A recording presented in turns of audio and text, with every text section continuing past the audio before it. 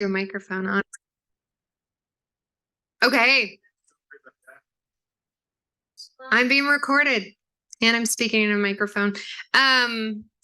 We are going to start with Q&A with members of the Provo City Council for the first half hour.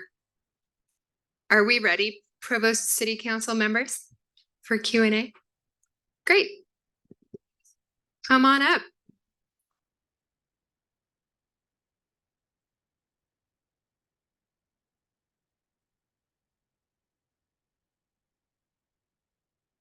All right, I'm Catrice McKay, and I'm the citywide seat. She's also the chair of the Provo City Council. And I'm Rachel Whipple. I represent this district, and I'm currently serving as the vice chair. So, question? Yeah, I mean. I just got an email from UDOT saying you're going to start construction soon, but in the evening. You guys know when that is going to be? To have people use the mic? Oh, I'm so sorry. I'm not doing my duty. Which mic? The little one or the big one? Any of those mics will This work. one? Okay. This one working. Okay, question again. UDOT, I don't know. They just said we're going to be working at night. Is it the bridge? Don't know. Doesn't even say. That's my assumption. I thought it was 300 South, maybe. I've been working all day. Oh.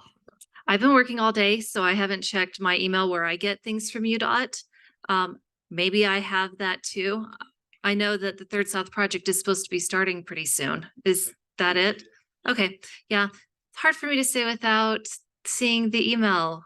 Well, it was actually from a vendor, a contractor, a water company that's going to probably start cutting into the street, for the main water lines or something.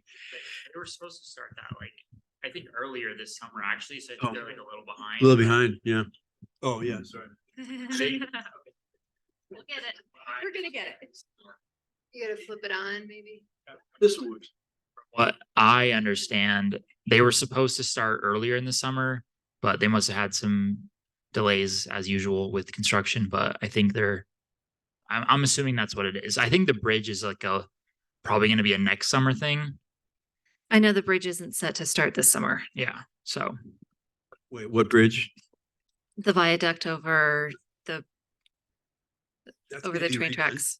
Yes, that's going to be redone. It'll be a little bit wider and it should be safer for everybody if you're in a car, on a bike, or just walking. Wow, that's a big improvement. What about, I heard at one time there was going to be a bridge over the railroad tracks on 500 West. That was talked about. Is that still in play or no? I know nothing about that, and I don't recall seeing it the last time I looked at the long-term transportation plan for UDOT. My Becky knows, recollection, though. That's her area. my recollection on that bridge was there was a study done with regards to the trains blocking the road all the time for emergency services. I don't know the outcome, but Give your mic to Becky. I do. I don't know if that's fortunate or unfortunate.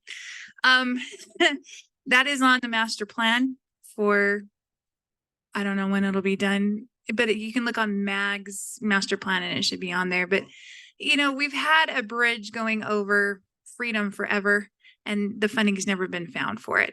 And so when they did this study, it was Freedom versus Fifth West, and they figured the bridge would be better on Fifth West versus Freedom. So it's unfunded. And it's supposed to be done through MAG. When it'll be done, I don't know. But that's something to look at. So Mike. Sorry. They were leaning towards 500 West then as opposed to Freedom for the bridge. Did I just scream? The study did show 500 West is where it is going to go. So it no longer Freedom will be the bridge. It'll be 500 West. I love that I'm learning stuff here. This is fantastic. Way to go, Becky.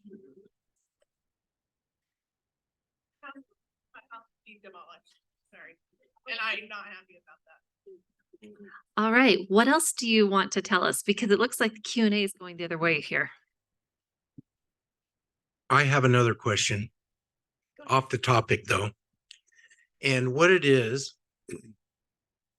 it's about parking. I live on 300 North, and this week some students moved in and his truck was across the sidewalk for about a day. And I thought, I better call somebody. This guy's, and all these people go up and down my street with their dogs and stuff. And they're going out in the road, putting them in harm's way. And I thought, do I call the police or do I call 311? Now it's at 7 o'clock at night now. So which one do I call? Well, I ended up calling the police and was really nice to her and everything, but I didn't ever hear anything back. I don't know if they did it. So that is a 311 complaint. And I would recommend taking a picture of the violation to include your complaint. If you do it online, you can attach pictures to that pretty easily. So you could do a picture of the car or vehicle or whatever it is blocking the sidewalk and take a picture of the license plate too and send that into the 311. Right. But how do you know when you say that is a 311 complaint? How do you know that? Because now there's a car that's not 15 feet back from the stop sign right in front of the house. You know what I mean? It's been there 2 days.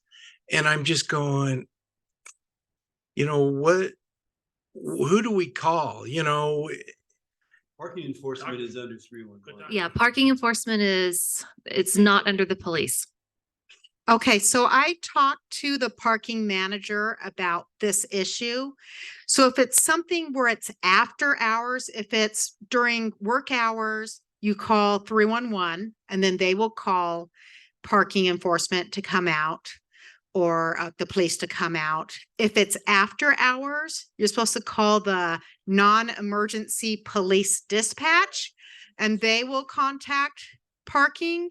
If it's something where it's not an emergency, something long-term, then like Counselor Whipple is saying, take a picture and send it into 311.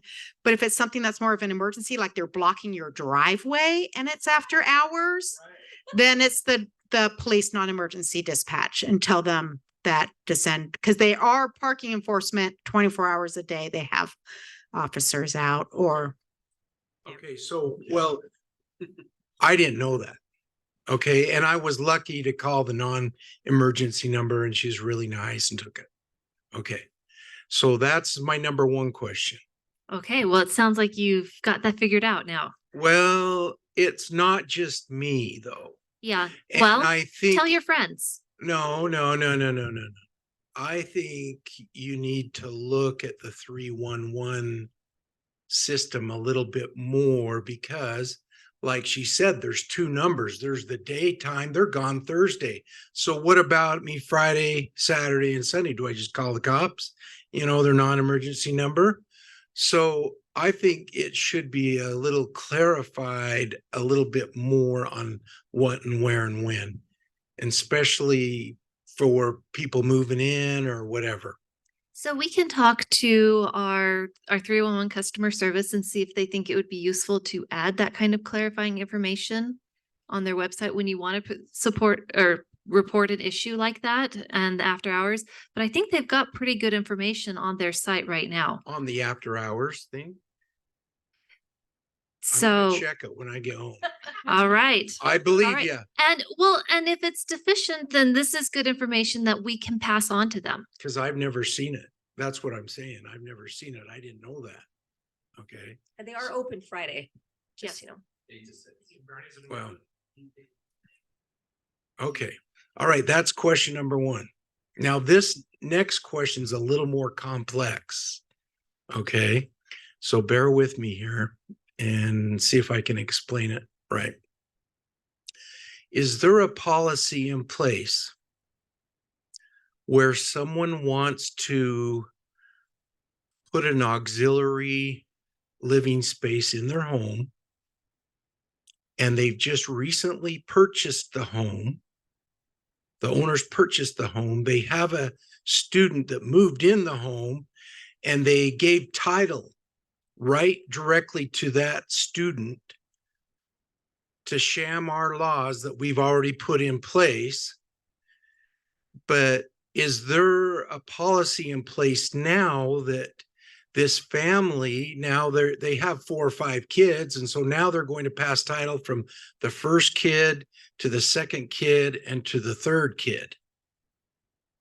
So we currently have a law regarding sham transactions, which I think is what you're talking about, where maybe parents buy a property and then they just add their child onto the title or put their child, title Well, in no, their they're kid's name. changing it. They're Okay. And so if indeed they are doing the whole quick claim deed or warranty deed to transfer that property entirely to their child, even though they may still be on the mortgage or whatever, then they have transferred it. And if that child, I mean, it's the child's 100%. That means that if the child has debts or other things, then they could lose the house. The parents no longer own it and can protect it in that way. But that's a matter of whether or not that transaction appears to be a sham or not. If they're just adding the child onto the title, so parents are on it and child is on the title, but only the child is living there, then I believe they cannot do an ADU for it. right, but they're doing the whole thing. So if they're And Travis has already gave them the okay, Travis, who? the zoning guy. Okay. All right, I called him up and I go, so when's the estimated time when they're going to, have this done? Oh, in about 2 or 3 weeks. And So- Travis has not gone through, there's more than just the title transfer. And I got talking to Bill too today, and he knows it too. There's about 4 or 5 other things, and I'm just going, where's the plan? If somebody else did that in this neighborhood, where's the plan from the zoning, people to show them that they're going to follow up on this guy that's trying to sham the city? Because we spent many years trying to, get this so a community would be here. Yeah, so it sounds like you've already got this reported and our enforcement knows about it. So their process will be first to verify whether that transaction qualifies as a sham transaction under our law. If it is a sham transaction, then that's a violation that they can enforce on immediately. If the transaction appears to comply with the requirements of the law and it's entirely transferred to the child, It is. then the child who is living there could, if it's in one of these areas that allows an ADU, do the application to get a rental dwelling license and to have a legal accessory dwelling unit apartment. So there are ways in which this could be legal and there are ways in which it could not be legal. It depends on the specific facts in this case, and before any enforcement action happens, those facts need to be established through an investigation. Right, but what I'm asking is there a policy? Okay, there's a policy in place for the sham transaction. Do you know the parameters of it or any more details of it, or where I know one way that it's been a problem that they have caught people on is that they just put them on the title with the parents. So the parents aren't off, but they only give a certain percentage, or they do it in LLC where the Right, kids on so it's like she said, it's either 100% and then they can do that. They are the owner then. right, but that's what I want to prevent in the future for all these other people. And what's a policy that we could look at? So if someone within the last 90 days moved into the home and then transfers the title 100% to their kid, see, that's a sham to me. That's not necessarily a sham. Part of property rights is the ability to alienate your property. And if I want to give my house to my child, I have the right to do that and to sign that deed that gives it to them entirely. And people do that for many reasons, for estate planning, and that is a fundamental property right that we should not be restricting. Well, we're not restricting that. Well, it sounded like you wanted to do that to prevent we're- that no. transfer within 90 days or other things. No, if Maybe I'm not they're- understanding. If we have fundamental rights too, and if their intent is to, go around this community policy that we've already put in place, well, why can't we say, no, you can't do that? And we have fundamental rights too, So there is a to our balance of property value. almost none of these things devalue neighboring properties. Almost That's none of them. Almost, There's 9 new cars in my neighborhood now. 9. We gotta move on, I think. Yeah. We need to we leave did time a for everyone to question have the from opportunity. Yellow shirt person. My name is Dylan. I had a question about 800 North and 820 North, the proposed widening project. I understand that that's not exactly in our boundary, but those cars would drive into Joaquin neighborhood. And I also know that the mayor had a meeting recently, a town hall. I'm just wondering like what the status is as far as that project, because I know that it's been approved as part of the transportation master plan for the city, but then I've heard some members of the city council talk about how that's not an immediate plan that they're working on. But then I also know that the city a few months ago purchased a property along 800 North for a corridor preservation. And they now have like, I think I talked to a mag planner. He said that Provo has like around 12 houses now that they own. So I'm wondering like if from your perspective on the council, is widening that road like a priority that you guys are actually working on, or is it not? It is not something that we're actively working on right now. As of right now, MAG took it off their 10-year plan. So literally nothing will happen in 10 years. And we won't know until that next 10 years. So nothing is happening in the next 10 years. So there's really nothing to talk about at this point. MAG is buying homes. It is MAG money. It is not Provo City money. So they are making that choice, but there is no money to widen it. And it will not be addressed or discussed or anything for 10 years. Now, if after 10 years, if something's going to go forward with that, there will be a full vetting, right? There'll be environmental studies. There will be citizen meetings with MAG and tons of discussion groups and neighborhood input. And it'll go through a very rigorous process that we have not even started. The bridge is going to be done. We have a bridge on 800 that is failing and it is dangerous. And you probably know someone died there in the last year. So huge concern. And it's a safety issue with the turn of it, it's not straight on. And so that is an eminent thing we are going to work on. And that is a city thing. I think we did get some MAG money towards that, but I know that there's city money going towards that also. And when we do something like a bridge, that's expensive, right? We're talking millions of dollars. And you don't do a bridge for 5 years, you do a bridge for 75 years, right? I mean, you do a long-term bridge. So I assume that will be wider to see about like with the situation with the one going into East Bay right now, which we're having to redo because it's not wide enough and it's dangerous for no bikes and walking. And we want to make this bridge safer in all aspects, that we don't have the tragedy that we had this year near there. So, and because of the weird angle, right, we want to get it more straight and safer, which will taking some land probably, there's going to be some disruption there. So that is expected. That will be done. I think it's like in the next year, but I do not have exact dates on that. Yeah, so it's important to note that the bridge will be done and that is on that corridor right there, but that doesn't mean there'll be a full widening of the entire corridor. And this is something that's actually really frustrating to me because, as you know, 800 North, south of campus, could use substantial work, especially the intersection at 200 East.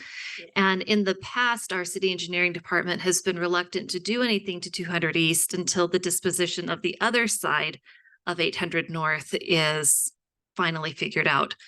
So we're a little bit stuck on the part of that is in our neighborhood because a decision is not made. Thank you. One just last like observation. I think that it's interesting that there is like all this MAG money available that MAG is using to purchase properties for a project that it sounds like isn't really a priority for Provo City. And it would be interesting to see if some of that corridor preservation money could be used on the other side of University on 800 North. Like if they're just using money and just dropping it in and we don't even want it, maybe we could redirect some of those funds somewhere else on 800 North. Just It's always fun when one government agency tells another government agency what they think they should do with their money. But exactly. yes, Yeah. yes, noted. Thank you though. Hi, just a question about e-bikes and lithium battery powered transportation in our city, which I love to see. What sort of regulation or not regulation enforcement would you expect to see on maybe this street with regards to pedestrian safety on the sidewalks, and how scooters and bikes seem to go without regard for pedestrian speeds on the sidewalk? And if there's not much going on that you all are aware of, what's something we could do to get more eyes on that to keep it safer? Yeah, so right now I don't think we have very much enforcement for bikes on sidewalks. There, We did that new. we passed a policy, but I don't know that they're going to enforce it. Enforcement's always the issue, right? So right now, bikes and scooters are not allowed right here on Center Street and Park University by law. On the sidewalks, So when I ride my bike, I take the lane, I get yelled at for being on the street. They're like, get on the sidewalk. It's like, I can't get on the sidewalk here. Thank you, sir. But we did pass a law saying that the maximum speed for bikes on sidewalks is it 10 or 15? I don't remember. Rachel, do you remember? I think it was 10 because that's the fastest that a normal person like in really good shape can run. I don't know. 10 seems like a good number. And these scooters that we have here, I think are topped out at 15 miles per hour. The bikes are also at 15 miles an hour. The ones that you rent. Yes, the little bird ones. But there's really not much enforcement. We can ask for enforcement, but we put a law so it could be enforced. It seems like to me that if there is an issue that would kind of end up being like an add-on fine, like if you get pulled over and you don't have your seatbelt on, then you can get that ticket, but it's not the primary cause for getting stopped. Another huge issue is our trail system, right? With the electric bikes, because we do have some privately owned, especially that are just screaming down there. So I know Parks and Rec is working on a policy and more signage and more clear, because there's even some that we're going to say those are illegal on the trail. You can't even do those on the trail. They're needy on the road at that speed, right? I know in my neighborhood, it's a huge issue, even with golf carts. We got golf carts going on. We have electric bikes. We have skateboards. We have electric skateboards. We have the electric ball thing. Like, I mean, it's like the things I'm shocked I haven't seen one be killed yet. But it feels like something's about to happen, right? Like I feel like we're going to have something horrible is going to happen, and it's really going to become But enforcement is just really, really hard. We're so limited. We have people on every corner and not catch all the people running red lights and doing stupid things on bikes. But I know that the Parks and Rec is working on a whole program for the trail. I know that Provo Canyon Bike Trail is not owned by Provo. Part of it is. I'm not really sure how. Yeah, we have parts in Provo, but we definitely have parts out of Provo. Okay, so Provo, Orem, Mag, I don't know, whatever, pick a section. But that's 15 miles an hour. And I do that trail a lot. And there are actually police enforcing that speed now. Because of Good to hear. that e-bike rental company, they rent these ridiculous electric motorcycles that people call bicycles. Yeah. Anyway, so that's being done. And I think that 15-mile-an-hour rule applies to all trails. I don't know about sidewalks. They're going to do more signage on it, and they're going to do more. They're thinking about different rules. They're like, I don't know. I don't know enough depth of it, but we've had enough emails about it that I know Scott's working on that. There's like signage, the lock, save, keep, protect, be scared, whatever those signs are. If we had something like, just simple like that, just education, just on the street, that'd be nice. Because you know, I love that we have so many tourists that show up. It's great, but they're new here too, so they need some education. We only have 5 minutes Okay. left. Yeah. Okay, Dave and then Becky. Okay, awesome. Thank you. I've been in your shoes. I know how frustrating enforcement can be, but we don't need to catch every person who runs the red light. We don't need, but if we could get credible risk of enforcement, if people know that like, hey, if I'm racing up and down these trails long enough, I'm going to get it. That could be a deterrent. So we had some motorcycles going up the Slate Canyon area and Rock Canyon, and we put cops out there. So we have motorcycle cops. I didn't know that. We do have dirt bikes, a couple dirt bikes with the police that they go. So we got them, like we got a few tickets and that, oh, good. Okay. Yes. Yes. Do you know what? The police were so thrilled when I sent them that email. They're like, well, we can use our dirt bikes. Like they were like so excited. I'm like, yes, you can. Go do that. It was like after hour. They were like thrilled. It was a fun job for them. The other thing I was going to say is, I don't think your mic's on. Okay, then you're not close enough. Rockstar. all right. The other thing I was going to mention is like on Center Street, we basically, you can break the law and ride on the sidewalk, or you can, take your life in your hands and try to bike in the road and get yelled at. The one thing I'm excited about is there's a lot of talk about kind of redoing Center Street and making incremental changes to it.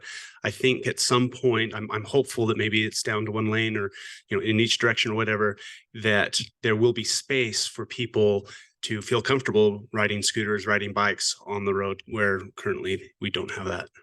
And we do legally have some shared sidewalks. For example, 9th East, right? That's a shared sidewalk area where bikes are not supposed to be on the road. They are supposed to be on the sidewalk. So there are certain areas where we've done extra wide sidewalks for safety there.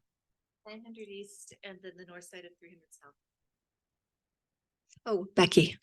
I was just gonna say for the Provo River Trail, I just got with COP last week, and their answer and their response was, yes, there is posting on the trail that there's like a certain speed limit or e-bikes aren't allowed there or whatever. But COP patrols that. I don't know how often they do, but they do get on the dirt bikes and they drive the trail. So they're the ones on the motorcycles on the trail that I'm getting complaints about, that there's motorcycles on the trail. But it is our community oriented policing division, but they're Monday through Thursday. Thanks, Becky. Better job than my job. Okay, any other quick questions? Sorry, I was not going to ask this question of you guys, but for other people, but since you're here, I'll ask. So what is your view of as far as I understand it, the Joaquin neighborhood plan for homes and apartment buildings and stuff like that? From what I've read and understand is it's anything above 5th North, you can build high density. And the preference below 5th North is to keep any single family homes there. So if there is a proposed development that would take away a home, what is your viewpoint on maintaining that plan to keep single family homes? We'll both answer that for you. I'm passionate about that plan. Like that's one where I would say I will vote no on that if it's on. Now, maybe there's an exception. Maybe there's something where the neighborhood wants it, or it's, more broken up, maybe 2 duplexes instead of, there could be exceptions, but I think the RC zone and protecting those old homes many of them are so beautiful, and keeping that up and keeping it family oriented and single family home oriented. I'm all about building up the high density elsewhere. Like, let's get that high density. Let's keep the students where it makes sense. Let's make that new development. We have a lot of crappy old apartments that could easily be built higher and nicer and bigger and not be mold infested or gross or have the right parking. Like, we can do so much better. And I think it's imperative that we respect those single family zoning that was so awesomely. I don't know what council did that RC zone, but it's like a big deal to me. Yeah, so I see the RZ zone as kind of more of a stopgap measure that was imposed because there was all sorts of crazy things going on in that neighborhood. And, homes were being turned into duplexes and fourplexes, and you were getting those horrible little shoebox apartments built instead of homes and things like that. Yeah. And so the RC zone was put in to stop that, and it froze everything as it was. But I don't think an RC zone is really a good permanent solution. I think that it really means that we need to go back and actually look at those and say, okay, we have this fantastic mix of these different densities here. Do we want to keep this mix? Do we want to encourage more of this density or not? And I think that we can do that while preserving the character of the neighborhood. Some of these single family homes are terrible, right? You know, like some of these ones that were built after the 1940s, little like cinder block things and stuff like that. I don't think that they have any particular value that adds a lot to the neighborhood. And depending on where they are, I don't know that they're really attractive to a single family that would want to live in them. So I'm not as, I don't feel that that Fifth North line should be as rigid. I think the neighborhood should be able to look at this and say, yeah, we want to continue to protect these areas, but you know what, this area would really benefit with some reconsideration. So I'm not as strict as Catrice is there, but part of that's because I live here and I actually like the variety of housing types that we got when it was frozen. And I see how that's useful. And I don't know, I like the idea that we can preserve some flexibility in our property rights for our owners in the future. So are you open to variances then? Allowing, say, a certain lot size in an apartment building that can go on that lot size? Are you open to then allowing perhaps a bigger building that can't fit on that lot size? So Or- as a council, we've requested just a complete review of our zoning code. And part of that will be cleaning up the existing code, but another part will be looking at maybe implementing some of the aspirations in our general plan, which would be things to increase, density or infill or things like that in a way that don't change the character of the neighborhood. And part of that might be changing setback requirements or lot sizes. But that's part of a much larger process. And I think it's better to do it as part of a clear process that governs everyone than it is to do it on a piece by piece thing, because that's more uncertainty and a longer, more onerous process for the property owner, because everybody has to act separately.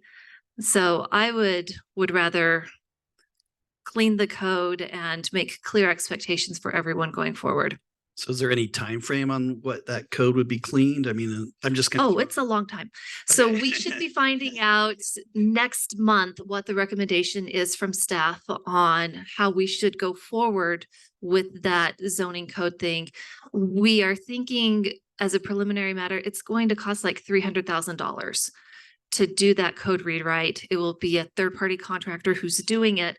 And I don't know what the timeline is for them to complete that project. Then it would come back to us, we would review it and have all of the fun of discussing it and public input and voting on it. So it could be a while. We're slow, but deliberate. Thank you. Yeah, that concludes the Q&A. Thank you so much.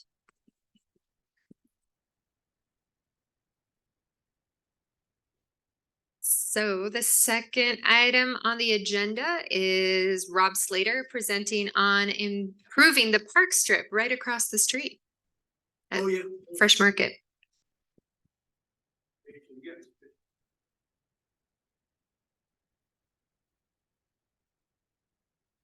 Okay.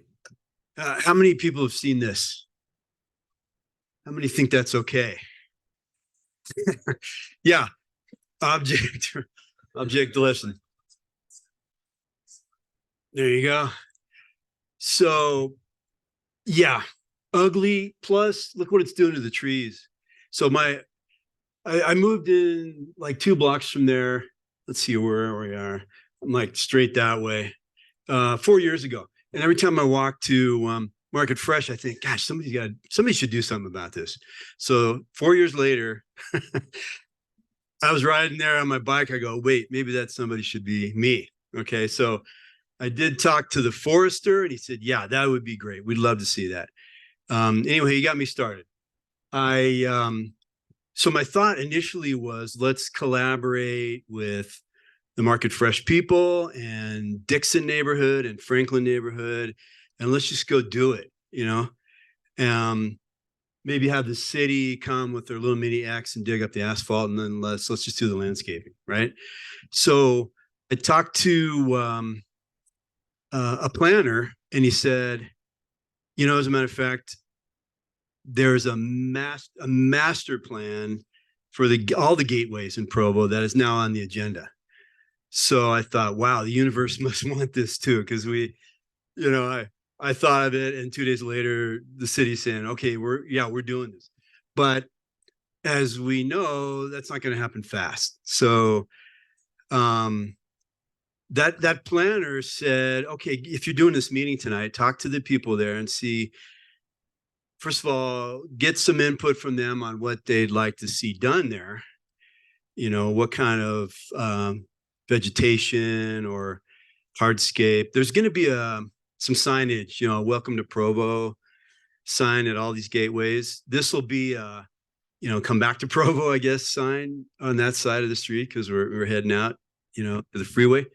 But that's number one. But then what I wanted was just to get a take from you guys if we want to wait for the city, or if we just want to dive in and do it. Because I think I could go to Market Fresh and say, if you guys buy the plants, we got neighbors that'll come in and put them in for you, and we can dress that up real quick. You know, from Fifth West all the way to 6th West, that whole section. You know, so two things to think about here. Number one is there is the plan to upgrade all the gateways, which is like 12 of them, you know, in Provo, all over the freeway coming into Provo.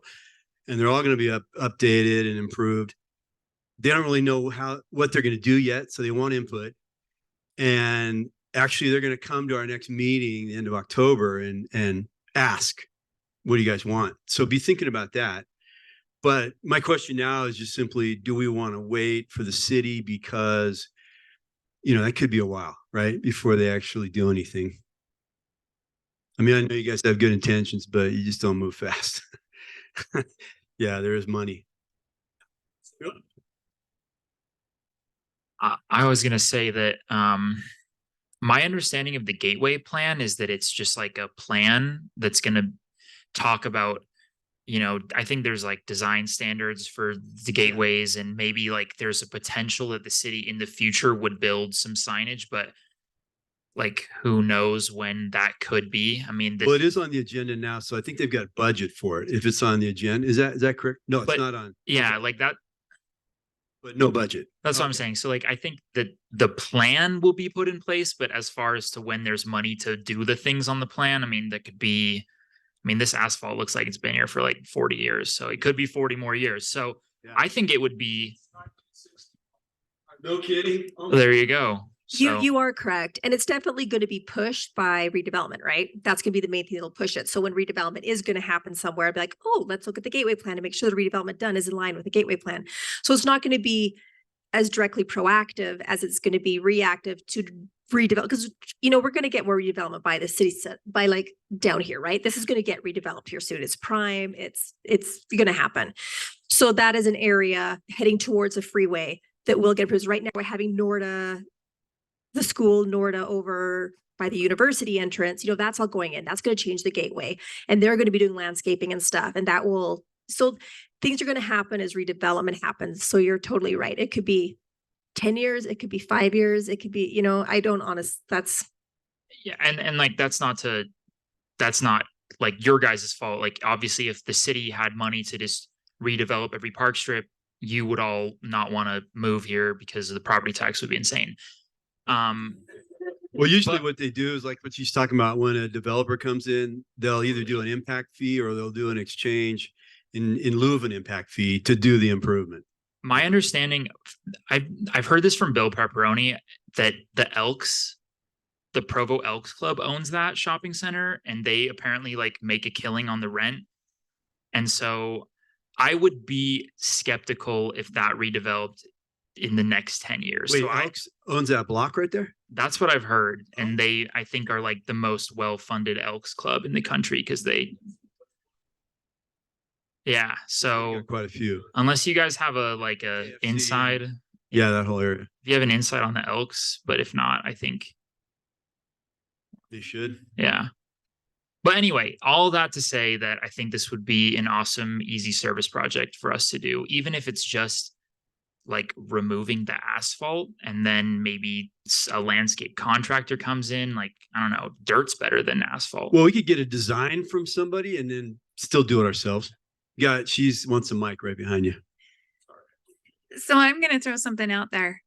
Do you guys have a neighborhood matching grant program going on right now? You do? Which neighborhood? Okay, so I would throw that out there that even if you can get funding for plants and whatever, you use the service hours towards the $5,000 and then put the $5,000 someplace else within your district. Oh, I would consider that highly. huh. And have the either the Market Fresh or the landowner provide the vegetation, but then put the money elsewhere. Gotcha. Have you talked to the Community Resource Center? No. Folks? Mm-mm.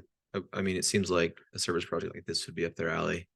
Oh yeah, what's that called? It's called Community Resource Center. there's a program, name. CRC, the church, my hometown. my Yeah, hometown, that's yeah. How my yeah. hometown. Sorry, my hometown. Yeah, yeah. I don't know. No, the- that would be a But talk cool- to them, Yeah. and they have a liaison with the city of.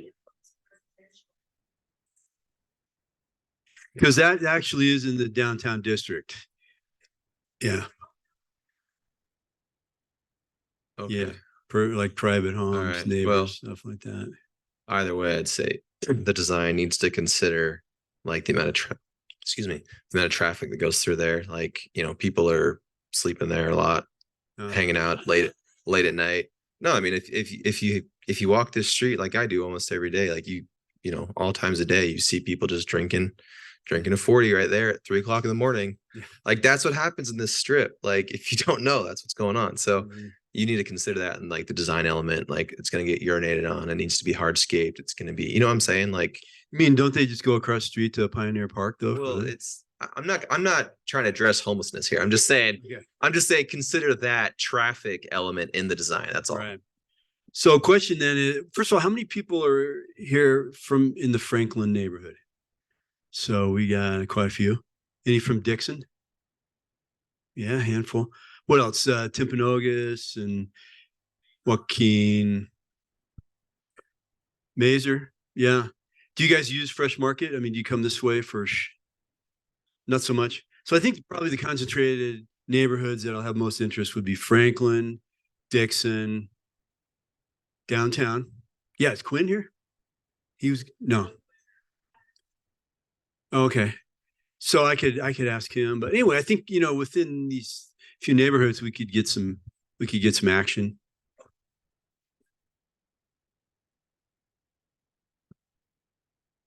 I like the idea of the service project. I've been coming to these meetings for a few months now, just waiting for a service project. So no, seriously. I understood that part of the deal is that we do service projects. So you've got one you're passionate about. Let's do it. I'll show up and help. Great. I don't shop there, but let's do it. All right. Well, it sounds like you got an affirmative on this. Yeah. Well, okay, then, one more. Okay. So I'm actually here because of the 100 North speeding issue. I think that if we were to put in possibly some bike racks right there and maybe some like seating or picnic benches or something for people who are at the farmers market, Mhm. that would be amazing.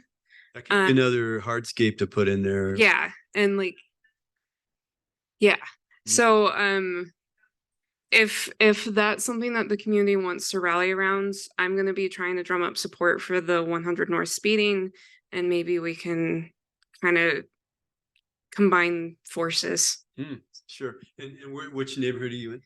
I'm in Dixon, so I'm literally a block that way. Okay. So Gotcha. Okay, cool. Well, that's great. I'm excited. Then everybody liked the idea, and so I'm gonna run with it. So next meeting,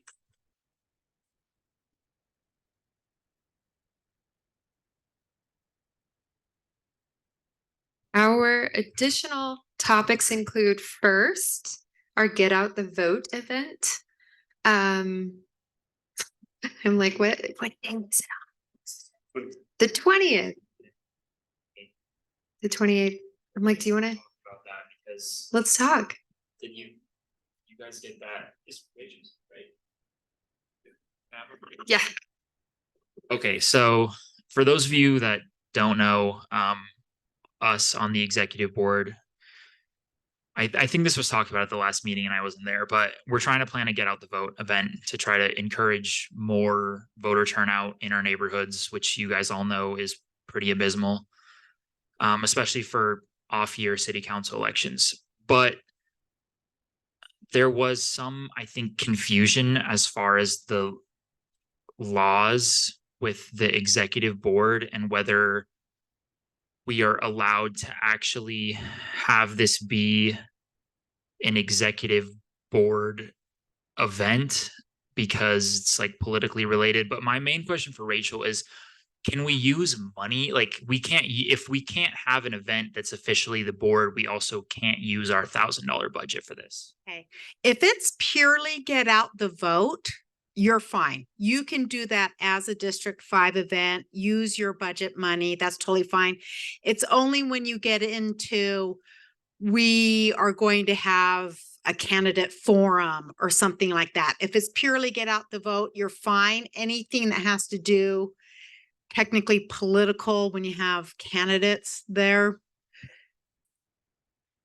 Right, right. You could even, I asked about this, you could do it as a downtown or central Provo event and just not advertise it as District 5 and not mention Provo City, just have it as a community.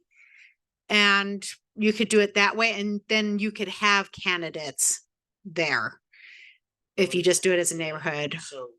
So my question is that if we were to go that route and have a official, non-official candidate forum that's not affiliated, we couldn't use the $1,000 for the budget. Right, right. If you're doing it as an official candidate event with like a debate or something like that, it says in there, and it's very vague.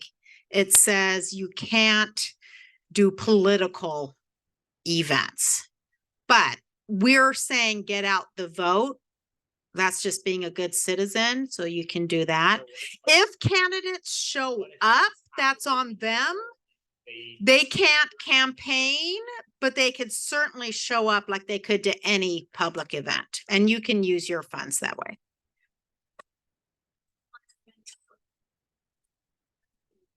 I think that our idea was that we would have some food there in hopes of actually getting people to come. And what's the nature of the event? Is it like voter registration, like on a clipboard? Here's how you do it, fill it out, QR code, that kind of thing, just registration? Is that the nature of the activity? The aim of the event is not to endorse any candidate at all. It's just that historically our district tends to have fewer people come out than other districts. So we want to make sure that our district is taking part in shaping Provo. Using that money for a farmer's market and having folks from this group volunteer to just register people to vote on the spot. So I think so far we've rented the pavilion. We have printed signs, just generally like Provo Votes type signs, again, trying to get people thinking about it. And so the two things we've paid for. Yeah. We have also received permission from the farmers market. We can actually have a table there without paying for it. Raise that money. But but so far, I mean, so we have that permission, but we just have not had volunteers, willing to man that booth. So there's 2 more Saturdays between now and the 28th. But again, I don't know who's interested in. Do we know when we'll have the signs? The sign should arrive, I believe, the 21st, which Okay. isn't ideal for this Saturday. Okay, so it'll be but- this Saturday, the next Saturday. Some of the ideas for the event were absolutely about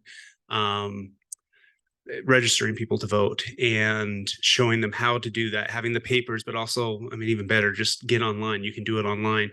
We talked about doing a raffle, and to enter the raffle, you have to show that you're a registered voter, which you can do, on the website or whatever.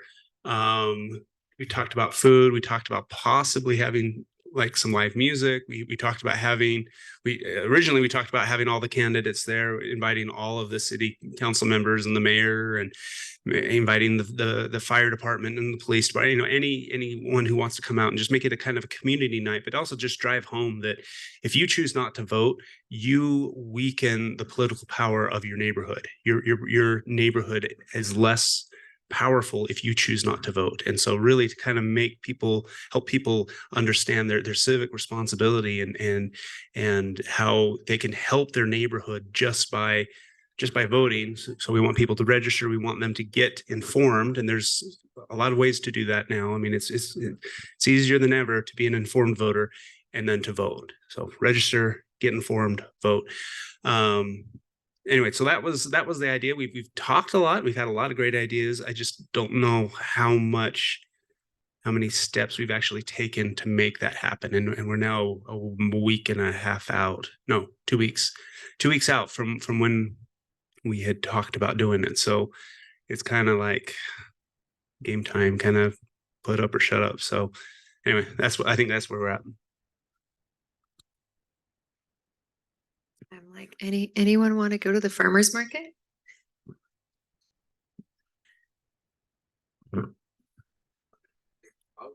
Volunteer to register people at the farmers market. Woohoo! But not this Saturday, but Okay, for the next Saturday. nice. Okay, I'm like, let's make sure to get your contact before you leave the meeting. And Dylan, we'll talk about maybe after the meeting what exactly needs to happen there.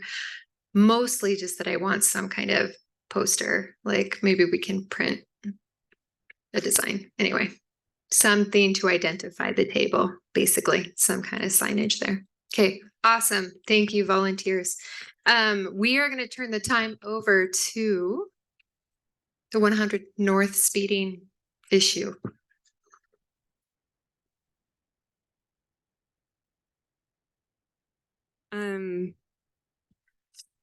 So I have lived in the same house my entire life. And for the past 31 years, my parents have been trying to get something done about the speeding on 100 North. And especially with the population growth and the construction on Center Street, it's terrifying trying to cross the street. And for anyone not familiar with just like the 4 or 5 blocks in this area, we have a very high population of low income, disabled, and elderly folks. And even when we are stopped and waiting for traffic, if one car stops, we are now having people passing them on the right-hand side. It is extremely dangerous. I see accidents happening all the time. If I'm outside gardening, I hear honking constantly. It's been an issue for years and years, and it's finally reached a point where I am 9 days out from my wedding and freaking out, and I am here advocating for this because it's that important to me. And if any of you have been married and planned your weddings, you know how stressful that is. But I am here because this is important. So I have tried calling the city, calling the police department, and the answers have always been, well, we can put a note in with the police department. If they have anyone who has extra time, maybe they can patrol. It never happens. And like, I love the police department dearly, but it's not a concern for them because they have bigger fish to be catching. So one of the things that I've been seeing a lot is we are thankfully getting a lot more people walking places or riding their bikes. And some of the things that I've heard in here today are concerns about like pedestrian and bike safety. Like Center Street is very precarious and it really is taking your life into your hands. One thing that I think could be beneficial for both issues would be to paint lines and specifically add in a bike lane on 100 North between 500 West and 900 West. Is a 4-block stretch without any stops. If we put in a 4-way stop at 700 West, that breaks it up into 2-block increments and people can't use it as a raceway to get to the freeway. I know that in the past, at least, one of the master plans had mentioned making 700 West going north and south into like kind of a more pedestrian friendly place. So a 4-way stop on that corner already kind of makes sense if they are going to be doing that. And then Councilwoman Whipple also had a couple of ideas that I really appreciated. This is the first time that anyone has taken these concerns seriously at all. So I am willing to do the legwork to get community support from our neighborhood, because I know a lot of people that live in my area are also concerned, but they're also very jaded because our concerns have been dismissed so many times.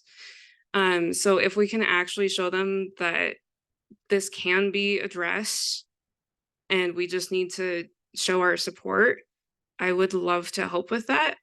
I think we just need to figure out ideas and where to go from here.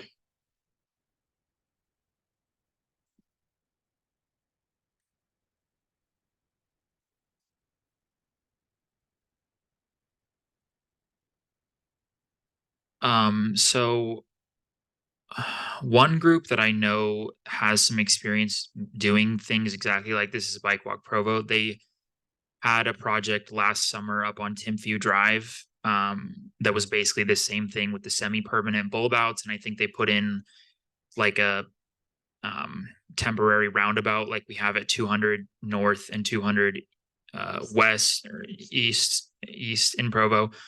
And I think that that is something that we could totally do here. The thing is that you can't just like, we can't just put something in without getting approval from the engineering department. So I feel like, but it kind of seems like from this letter that they're really not interested in doing anything until the construction's done. But maybe if people were to reach out directly to the engineering department, potentially Councilor Whipple would be willing to reach out to the engineering department as well. And potentially Councilor McKay to get some gears moving in that department, because I think this is definitely something that we could do on like, you know, on a Saturday using some matching grant funds as a service project, but we just need to figure out a way to get the city to give us approval to do a temporary thing. This kind of project requires work from engineering, and I happen to sit on the city's citizen CDBG committee making recommendations. There are so many needs for capital improvement in Provo for basic safety, like on First North and in the Joaquin neighborhood, lots of places there. And there just is not budget to do very much. And and there were several Provo engineering traffic projects that we had to review. And there was one that was clear priority because there's an elementary school going in within the next year. And so they had to prioritize that. But waiting for CBDG money is, you know, there has to be more city funding available than these federal grants. And I keep wondering every time I hear about how the regional sports park is going to bring money into the businesses from all over the county, all over the state, and all over the US. It's like, why are we doing that when we aren't taking care of the safety in our citizens' neighborhoods now? So would this fall under what's it called? Smart streets? Safe streets. Is that it? There's a program that oh, is that all it is? Oh.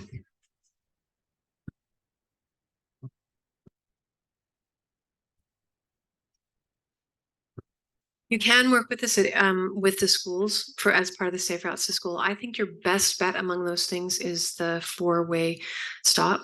Our experience on 400 East in Maeser is when they put in the bike lanes, people sped up because it no longer looked like a residential street. It looked like it was a more thoroughfare. And so when I was carpooling there, people were going 5 to 10 miles an hour faster after they put in the bike lanes, which was very sad.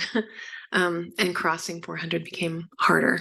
And but it looks good. It sounds like a great idea. It's kind of nice to have a bike lane there, but some people see them as racing stripes. But I think the 4-way stop would make it so that you're not, seriously, they do.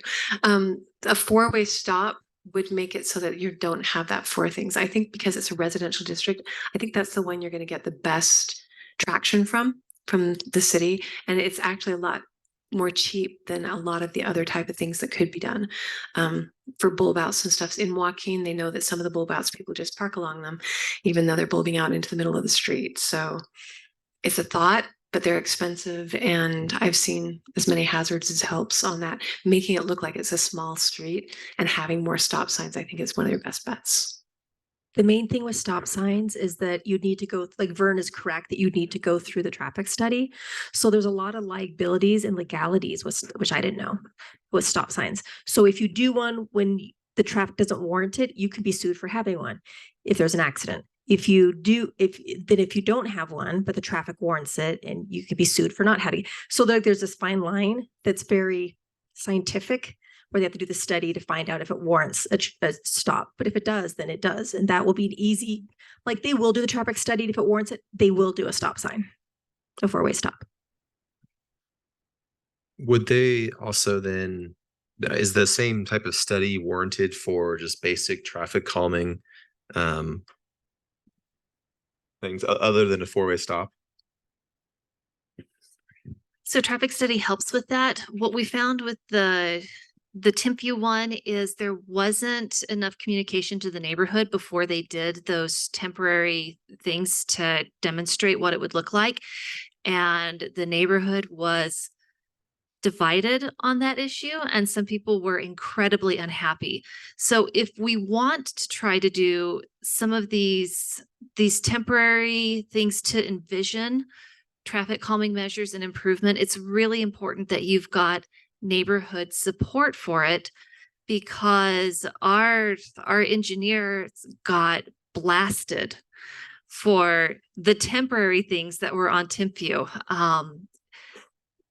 And if there's community support saying, yeah, let's get together, do this as a service thing, or like we can do this as a project, and envision it with hay bales and things like that, and have it up for a few weeks. Fun Chalk Bike Walk Provo has been good about doing some of those, and we can use that time to do a traffic study to see if it does change behavior, right? So we need to have a baseline data set before doing temporary changes, and then continue to collect data after those changes has temporarily been put in place. Then we would have data to warrant permanent changes, and we'd have information to inform us what kind of permanent changes would be appropriate in the area. So what I would suggest on this perhaps is, if the traffic manager has already indicated a willingness to perform a study, and beginning of October isn't too far away, perhaps we kind of let that play out, and maybe if we invite the traffic manager to present the results in this meeting, that way he can kind of gauge the public support for it. There's unfortunately over the years, there have been a couple times where I felt like had some good momentum on projects and then they just kind of fizzled. So that's my biggest concern. If they're willing to do this, then I think we've got that momentum. So then I think it's more of a question of how to keep that momentum. So maybe if he presents in this meeting, we can indicate our support for it. And then once we have that study, we'll have a better idea of what kind of next steps are warranted. Study would not happen until after the Center Street improvements are done. So the study won't be done at the beginning of October. We contemplate beginning the study after the beginning of October, not a defined time, unfortunately. I was just in a meeting in Grandview and the engineers were doing it all. It was an engineering issue. But one thing that did come up, like Dave is mentioning, there have been areas where we've done full studies and everyone wanted a roundabout. And then when it came time to doing the roundabout, people didn't want it. Like it's, they're like, we did all this, we were ready to do it. And then the neighborhood came out full blast. We don't want it, because things are sometimes piloted by a couple people that are really energetic about it. And then, 20 other people find out and they lose their minds over it. So it's an interesting thing it's good to keep up the rapport here and the information where this doesn't like surprise people or seems that people need time to get used to things we've learned. And so it's awesome you're bringing it up. It's awesome we keep planning on the study. When the study goes up, tell everyone, hey, we're doing the traffic study now. They're going to check out and keep informing people along the process. And I think you'll find your greatest success that way.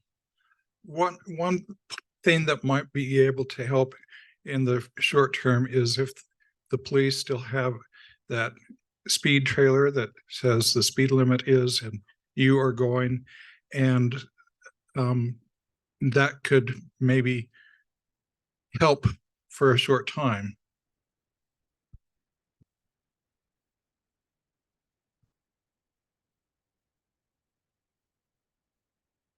Okay, so every neighborhood in Provo, every street in Provo has a speeding problem. And if the bigger the road, the worse the speeding problem is. So my section of 500 West, what we have found is the best thing is each neighborhood has a neighborhood officer. You need to find who your neighborhood officer is and see if he's willing or she is willing to sit on your street when they have time. They don't always have time because they go from call to call to call to call. If you guys have ever driven down my section of 500 West, little Josh Woodward, he's a young little officer. He's always down there giving tickets whenever they're there. We did our matching grant to do those speed signs that are down on the bottom of 5th. And they help those that want to keep the speed limit realize that, hey, there's no traffic control measure. I mean, mine's a lot longer than yours. And I go to the freeway too. And I have a lot longer of residential traffic and they still go 50 miles an hour. But that is the best thing. And then I also had a guy that just moved recently. He would call, so your speed trailers and your officers who actually sit and do traffic enforcement during the morning, there's a special unit in the police department. And so you have to figure out who that sergeant is and you request them to come. And he would request and request and request.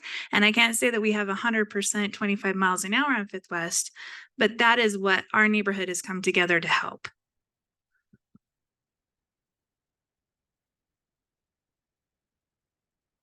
Oh, look, they put up the COP people. Well, that's COP. We have neighborhood officers that are each neighborhood. Is that on there? It is on there. So Dixon is, I can't even read who that is. Can you read that, Rachel? Kenkel? Yeah.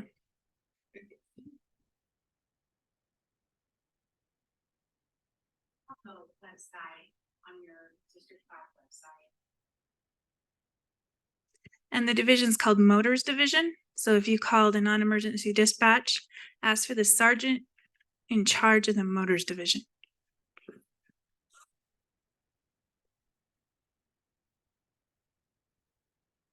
And then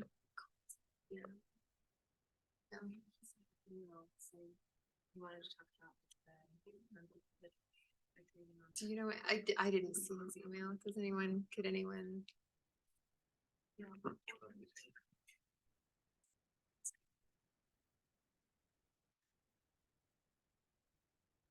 Okay, just some updates from Quinn Peterson from downtown Provo. He obviously can't be here, but he wanted us to read these off. So, for Halloween, they're gonna have a trunk or treat downtown again on University and 7 and Center Street. Most of the businesses are gonna participate until they run out of candy. It's gonna be on the 31st from 3 to 6 p.m. They're trying to do some music and DJ things outside the convention center. So one thing that they've been doing is talking with Provo PD and Bike Walk Provo about actually shutting down Center Street during that trunk or treat. Obviously, there's going to be like a lot of kids, a lot of people walking around, but I think that I guess downtown Provo doesn't get any money from the trunk or treat. So unless they get help from the police department, they're probably not going to they're not going to be able to shut the street down. So if that's something that we're interested, like we want to see, potentially that's a way that we could help out, is figure out a way to help them advocate for some help in actually shutting the street down on the 31st. And then as far as the construction on Center Street, I'm sure all of you guys have noticed that the new raised crosswalk on 450 east or west, has been finished. And then they've finished resurfacing the road over by the temple. And then the second raised crosswalk, which is going to be on 50 west, is going to start the first week of October, and it's going to take 2.5 weeks to finish. So should be by the middle of October, the Center Street construction will be done, according to Quinn. And I have a question about the Center Street changes. I'm wondering if the crosswalks will be like if the surface design will have the brick again, or like what visual, because I actually have seen a lot of people like blow over the new raised one, and I think it's partially because the visual markings are gone. Like I've seen people be like cluck clunk like in their car because they don't even see it, and I'm like, well, I guess that'll teach you, like they'll learn. But I'm also interested. It seems like where the road resurfacing has happened too, I've watched a lot more pedestrians have to hang out longer because anyway, I'm guessing it's coming. I'm curious if it's going to be like just crosswalk lines, or if we're going to have the brick. Does anyone know? No. I want everyone to slow down for pedestrians. I think the brick was a nice visual indicator that was pretty strong. And I'm hoping, I'm like, are they going to replace it? I hope. Okay. Just curious. That's a really good question.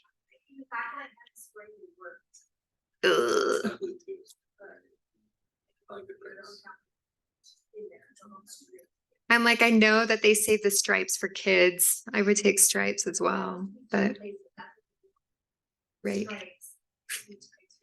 Right. And they're gonna do Sherrill's. They don't need Center Street, yeah. Which I'm excited about. I rode my bike here and I was like, I'm like, don't hit me. Anyway, I think that's everything. You're sure? I'll just throw out. Sure. We have just a tiny bit of time. You can introduce yourself. My name's Ted Davis. I represent the property owners that live at Apollo or that own Apollo Apartments on 353 East, 200 North. And many of you are probably aware that there's a proposed development on the corner there called the Denali Project. And so for those who live in the Joaquin neighborhood, we're just looking to get some input from those neighbors about that project. Yeah.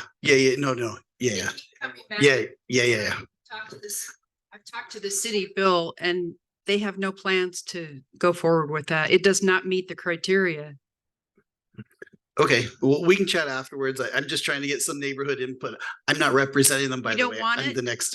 I'm with the other chairperson. We don't need more development south of Fifth North. It just can't absorb much more. But yeah, well, we're concerned about parking as well because we're the neighboring property. Right. But yeah, we just kind of want some input. So. Thank you, everyone. Meeting is adjourned.